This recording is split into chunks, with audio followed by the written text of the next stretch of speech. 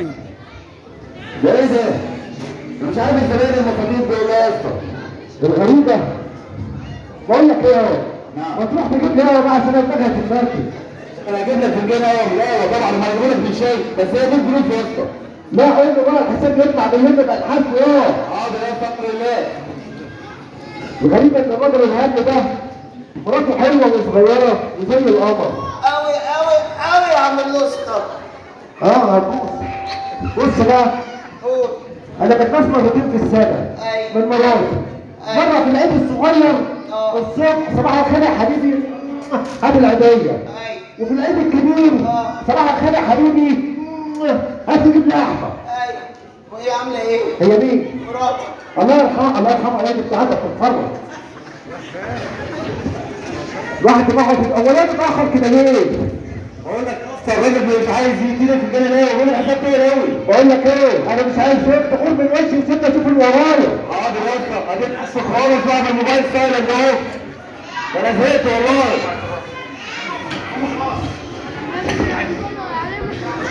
انا مش عارف يا اسطى والله الزباين مالها كده مش عايزه تدينا فلوس في ايه؟ يا ربك كده ما تقلقش ما تقلقش يا بنص من الصبح. مساء الخير يا ابني.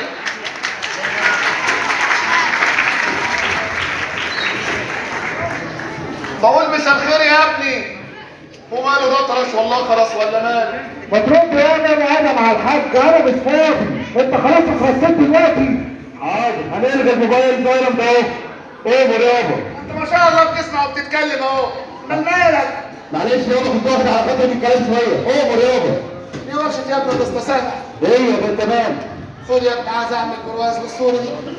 ابني حبيبي الله يرحمه. ده انت عايز تعملها مدنيه ولا برواز انت بتشوفها ازاي اساسا؟ برواز. يا استاذ ربنا يخليه لك يا حاج. الله يرحمه يا ابني طول عمري ليك. لا اله الا الله. من جوابه عندك عايز تعمل له برواز وتعلقه في الانتريه. لا يا ابني في الصالون. لا هو في الانتريه بس انت مش واخد بالك. في الصالون يا ابني انت اللي مش واخد بالك. هو في الانتريه يا حاج.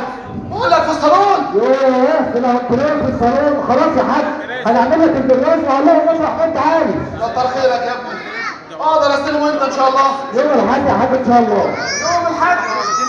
لسه هستنى اليوم الحد. الله يخليك طول عمري يا ابني. وانا قلت لك تعالى خد من يوم الحد يا حاج يعني بكره. معلش يا ابني السن بقى سامحني. لا ما محدش عارف النهارده ايه من بكره. سلامتك في ايه؟ سلام انت عندنا ده هنا ولا ايه؟ وانا اقول لوحدي. ما تقول لوحدك عشان انت دي مش عارف افيدك بالك.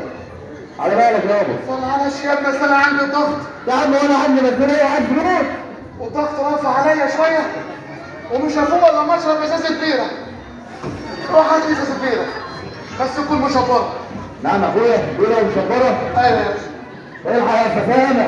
ايه كمان؟ الراجل اللي ده احنا ما فطرناش الصبح وهو عايز اساسا بيها ومشبره. عايز بيره؟ مشبره كمان. طب بس يكون شكله مرتاح كويس اهو. ما تاخد منه فلوس وتروح تجيب بيره وهات لي ازازه معاك. حتى انت كمان يلا يا هات يابا هات الفلوس. فلوس يا ابني النهارده السبت والفلوس في البنك والبنك النهارده قافل.